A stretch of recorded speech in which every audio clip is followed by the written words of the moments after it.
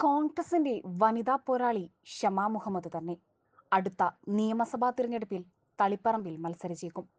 മലബാർ കേന്ദ്രീകരിച്ച് വർഷങ്ങളായി പ്രവർത്തിക്കുന്ന കോൺഗ്രസിന്റെ ഊർജ്ജസ്വലയായ വനിതാ നേതാവാണ് ഷമാ മുഹമ്മദ്. ഏതു കാലഘട്ടത്തിലും പ്രസ്ഥാനത്തിന്റെ ഭാഗമായി ഏൽപ്പിക്കപ്പെടുന്ന ഏത് ചുമതലയും ഏറ്റെടുക്കാൻ സദാസജ്ജമാണ് ഷമാ മുഹമ്മദ്. കോൺഗ്രസിന്റെ സ്ഥാനാർത്ഥി പട്ടികയിൽ സ്ത്രീകൾക്കും ന്യൂനപക്ഷങ്ങൾക്കും പ്രാതിനിധ്യം കുറവാണെന്നും സ്ഥാനാർത്ഥി നിർണയത്തിൽ വനിതകൾക്കും ന്യൂനപക്ഷങ്ങൾക്കും മതിയായ പരിഗണന ലഭിച്ചില്ലെന്നും കഴിഞ്ഞ ലോക്സഭാ കാലത്ത് അവർ പരാതിയുമായി രംഗത്തെത്തിയിരുന്നു. കോൺഗ്രസിൽ കഴിവുള്ള സ്ത്രീകൾ ഒരുപാടുണ്ട്.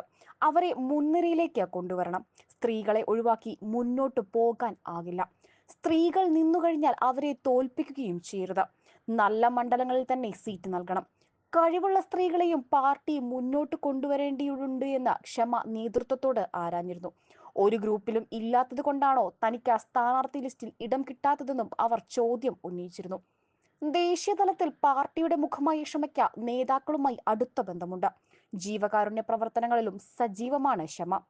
AICC ജനറൽ സെക്രട്ടറി KC വേണുഗോപാലിന്റെ പിന്തുണയും ക്ഷമയ്ക്ക് ഉണ്ട് എന്നാണ് വിവരം. ക്ഷമ അടുത്ത നിയമസഭാ തിരഞ്ഞെടുപ്പിൽ UDF സ്ഥാനാർത്ഥി ആയേക്കുമെന്ന റിപ്പോർട്ടുകളും ഇപ്പോൾ പുറത്തുവരുന്നുണ്ട്. തിരഞ്ഞെടുപ്പിൽ യുവാക്കൾക്കും സ്ത്രീകൾക്കും കൂടുതൽ പരിഗണന നൽകുന്നതിന്റെ ഭാഗമായാണ് ഷമാ മുഹമ്മദിനെ സ്ഥാനാർത്ഥിയാക്കാനുള്ള സാധ്യത പാർട്ടി പരിശോധിക്കുന്നത്. ന്യൂനപക്ഷ വിഭാഗീയതയായതുകൊണ്ട് തന്നെ ഷമാ മുഹമ്മദിന് കൂടുതൽ സാധ്യത കൽപ്പിക്കുന്നു. തളിപ്പറമ്പ് മണ്ഡലത്തിൽ അവളെ മത്സരിപ്പിക്കുന്നതിനാണ് നിലവിൽ നേതൃത്വം ആലോചിക്കുന്നത്.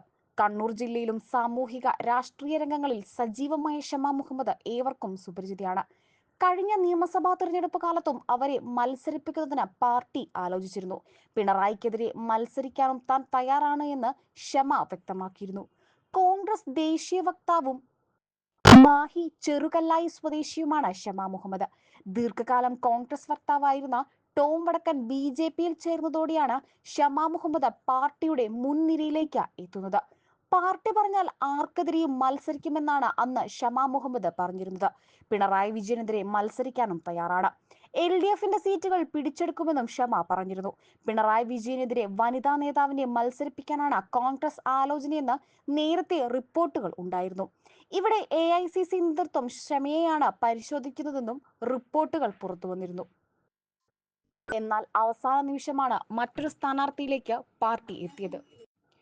ആ സ്ഥാനാർത്ഥിയാകട്ടെ ഇപ്പോൾ കോൺഗ്രസ് വിട്ട BJPയിലേക്കും പോയി.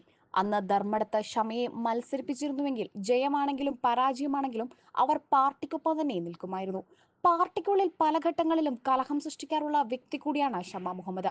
KPCC മാധ്യമ വിഭാഗത്തിന്റെ ചുമതലയും ദീപ്തി മേരി വർഗീസിനാണ്. ഇതിനായി ഒരു വാട്സപ്പ് ഗ്രൂപ്പ് ദീപ്തി രൂപീകരിച്ചിരുന്നു. പ്രധാന നേതാക്കളും കോൺഗ്രസുമായി ബന്ധമുള്ളവരുമാണ് ഈ ഗ്രൂപ്പിലുണ്ടായിരുന്നത്.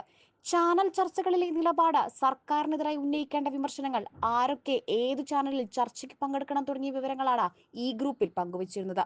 ദീപ്തിയെ കൂടാതെ KPCC ഓഫീസിലെ 2 ജീവനക്കാരുമായിരുന്നു ഈ ഗ്രൂപ്പിലെ മറ്റ് അഡ്മിന്മാർ.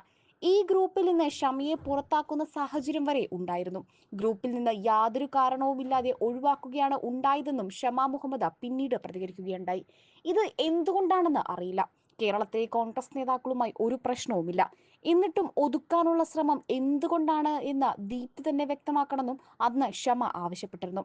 ചാനൽ ചർച്ചകളിൽ പങ്കെടുക്കാത്തതിൽ ഷമ എതിർപ്പ് ഉന്നയിച്ചിരുന്നു. കേരളത്തിൽ നിന്നും അകറ്റി നിർത്താനുള്ള ശ്രമം എന്ന വിമർശനമാണ് ഉയർത്തിയത്. ഇതിലെ പ്രതികാര നടപടിയാണ് ദീപ്തിയുടെ ഭാഗത്തു നിന്നും ഉണ്ടായതെന്നും ആരോപണമുണ്ട്. ലോക്സഭാ തെരഞ്ഞെടുപ്പിൽ മത്സരിക്കാനുള്ള താല്പര്യം ഷമ ഉന്നയിച്ചിരുന്നു. എന്നാൽ അതിന് സ്വീകാര്യത ലഭിച്ചിരുന്നില്ല. ആരാണ് ഈ ഷമ എന്ന KPCC പ്രസിഡന്റ് K സുധാകരന്റെ പ്രതികരണം ഏറെ വിവാദമായിരുന്നു. ഇതിൽ ഷമ അതൃപ്തി പ്രകടിപ്പിക്കുകയും ചെയ്തിരുന്നു. ഇതോടെയാണ് ഷമയെ ഒതുക്കാനുള്ള നീക്കങ്ങൾ തുടങ്ങിയത്. തന്നെ ഒതുക്കുവാൻ അണിയറയിൽ സകല പണികളും നടക്കുമ്പോഴും തന്റെ തനത് ശൈലി, രാഷ്ട്രീയ പ്രവർത്തനവും സാമൂഹ്യ പ്രവർത്തനവും ഒക്കെയായി ഷമ മുന്നോട്ട് തന്നെ കുതിക്കുകയാണ്.